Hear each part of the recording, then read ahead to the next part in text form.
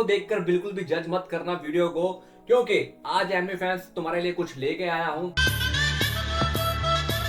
And Jin anime भाई को ये लगता है कि एक एनिमे के बाद कुछ देखने को नहीं मिलता है, एक खत्म करते हो दूसरा शुरू करते हो और 2-3 एपिसोड देखते हो और फिर छोड़ देते हो उसको, तो अगले हफ्ते कुछ कोरिया ऐसे ड्रामास लेके आ रहा है जो शायद बहुत सारे एनिमे फैंस का ओपिनियन बदल दे। मैं सिर्फ रोमांस की बात नहीं कर रहा हूँ, एक ऐसा भी प्रोजेक्ट है जिसपे नेटफ्लिक्स इतना पैसा लगा रहा है, अगर वो हिट हो गया तो लाइव एक्शन की जो दुनिया है बदल सकती है। तो आज हम बात करेंगे अगस्त 2026 के 10 सबसे बड़े अपकमिंग के ड्रामास की, और वीडियो के एंड में वो प्रोजेक्ट भी बताऊंगा जिसका के ड्रामास फैंस नहीं बल्कि एनिमे फैंस भी बहुत ज्यादा इंतजार कर रहे हैं। इसलिए रिक्वेस्ट है वीडियो को लास्ट तक जरूर देखना ताकि वो इन्फॉर्मेशन तुम्हारे तक पहुंच पाए। वैसे तुम अगर मेरे चैनल पर नए हो और एनिमे देखने आए थे तो एक बात पहले बता देता हूं, क्योंकि आजकल के ड्रामास पहले जैसे नहीं रहे, लव स्टोरी पहले जैसी नहीं रही। आज की Korean industry survival, thriller and action और साइकोलॉजिकल शो बना रही है, और तुम्हें Death Note, solo levelling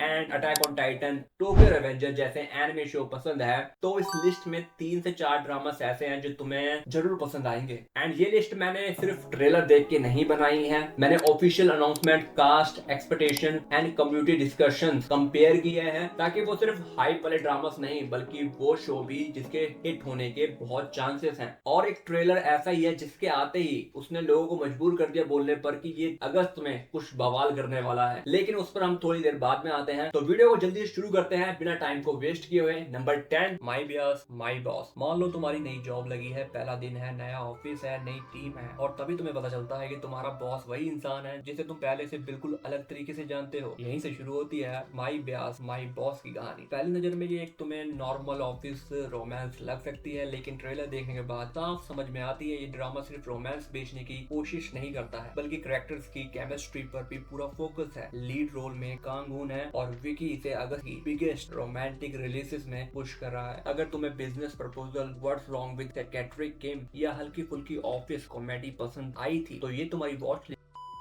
number 9, married woman killer. चलो एक सवाल पूछता हूँ, जिस इंसान के साथ तुम सालों से रह रहे हो और उसकी आइडेंटिटी, पहचान झूठी है और जो वो तुम्हें दिखाती है वो है नहीं, तो तुम क्या करोगे? पहली नजर में देख के लगेगा कि अच्छा एक क्राइम रोमांस होगी, लेकिन असली गेम यहीं से शुरू होता है। जैसे जैसे कहानी आगे बढ़ती है हर एपिसोड तुम्हें एक नई जानकारी देता है और हर नई जानकारी पिछली पुरानी कहानी को उल्टा कर देती है। अगर तुमने मॉन्स्टर, डेथ नोट और फ्लावर ऑफ इविल जैसी साइकोलॉजिकल स्टोरी पसंद है तो इस ड्रामा पर अपनी नजर जरूर रखना। अभी ऑफिशियल टीम से ज्यादा डिटेल इंफॉर्मेशन रिवील नहीं हुई है, लेकिन जितनी भी इंफॉर्मेशन सामने आई है उससे इतना साफ है कि ये अगस्त की डार्क हॉर्स बन सकती है। Number 7, shop for killer season 2। जी हाँ, अगर मैं तुमसे एक सवाल पूछता हूँ कि स्पाइसी एक्स फैमिली और जॉन विक और कोरियन थ्रिलर को आपस में मिक्स कर दोगे तीनों को, तो क्या बनेगा? सिंपल सा जवाब है शॉप फॉर किलर। जी हाँ, सीजन 1 ने ऑलरेडी ऑडियंस को बहुत ज्यादा सरप्राइज किया है। जिन्होंने नहीं देखा सीजन 1 तो पहले देख लेना, क्योंकि अब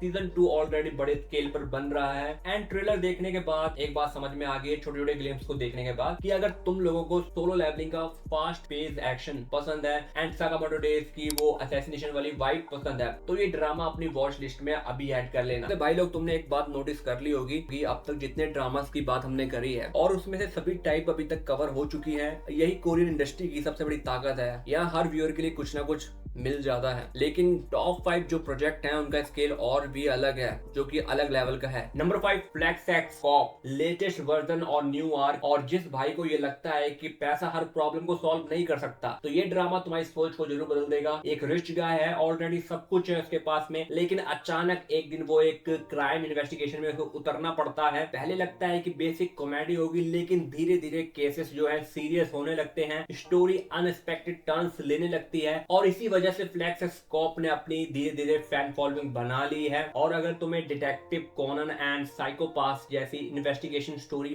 पसंद है तो इसे तुम ट्राई कर सकते हो। Number 3, four hands to sonatas. एक टाइम था जब कोरियन ड्रामा की बात होती थी तो 3 नाम ना हर जगह सुनाई देते थे भाई, हियोन बिन, किम सू ह्योन और song Kang. And military service की वजह से वो अचानक स्क्रीन से गायब हो गए, लेकिन अब लगभग 2 साल बाद उनकी वापसी होने वाली है। और बिलीव मी, ये कोई रैंडम रोमांस ड्रामा नहीं है। नेटफ्लिक्स और टीवीएन दोनों ने इस प्रोजेक्ट को लेकर काफी अग्रेसिव प्रमोशन कर रहे हैं इसको। ऊपर से म्यूजिकल थीम, स्ट्रॉन्ग कास्ट और सॉन्ग कंग की कमबैक की जो हाइप है ना, यानी अगर पहला एपिसोड ऑडियंस को पकड़ गया तो सोशल मीडिया पर सिर्फ इसी की बात होगी। Number 2, our sticky love. अगर तुम एक्शन दे देख कर बोर हो गए हो और ब्रेक लेना चाहते हो तो इस पे नजर डालो। पहली नजर में ये आवर स्टिकी लव एक सिंपल सी रोमांटिक कॉमेडी लगती है, लेकिन इसमें बड़ा ट्विस्ट है। स्टोरी एक प्रोसिक्यूटर की है जिसकी मेमोरी चली जाती है और जब उसे होश आता है तो वो एक बॉक्सिंग कोच के सामने खड़ा होकर कहता है कि मैं तुम्हारा बॉयफ्रेंड हूँ। अब प्रॉब्लम ये है कि उसे कुछ याद नहीं है और यहीं से शुरू होता है पूरी कंफ्यूजन, कॉमेडी और